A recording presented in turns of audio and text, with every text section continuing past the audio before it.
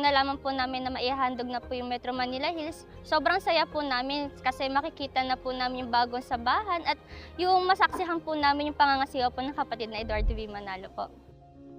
Ang saya-saya ko po talaga. Nung nabalitaan ko po yun, nasa bansang Hong Kong po ako. Nagpa-book po ako ng ticket, pauwi po ng Pilipinas para po makapagpasalamat dito. At gano'n na rin po, masubaybayan po ang paghahandog ng Metro Manila Hills.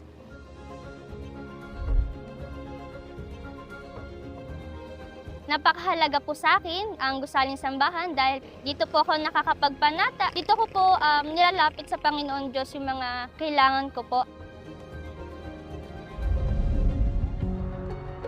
Ang aking pong natatandaan at naintindihan po sa leksyon, hindi kalugihan ang pasasalamat sa Panginoong Diyos. Ano man po ang mangyari, dapat po tayong magpasalamat po sa ating Panginoong Diyos. Lagi po tayong maging masunurin. Pagtalagahan po namin ang pagpapasalamat po kasi yun po ay utos ng ating Panginoong Diyos. Sa lahat po naman ng mga pagsubok na dumating po sa ating buhay, hindi po niya tayo pinabayaan. Wala pong dahilan para hindi po tayo magpasalamat. Kahit naman po may mga pagsubok po akong maranasan at mga hadlang na masasagupa, lalo na po sa darating na bagong taon, lagi po akong magpapasalamat. Habang ako'y nabubuhay, maglilingkod ako sa kanya.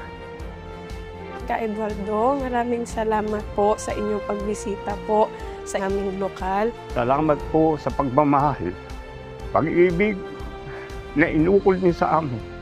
Lalo po kaming tumibay po sa aming pananampalataya.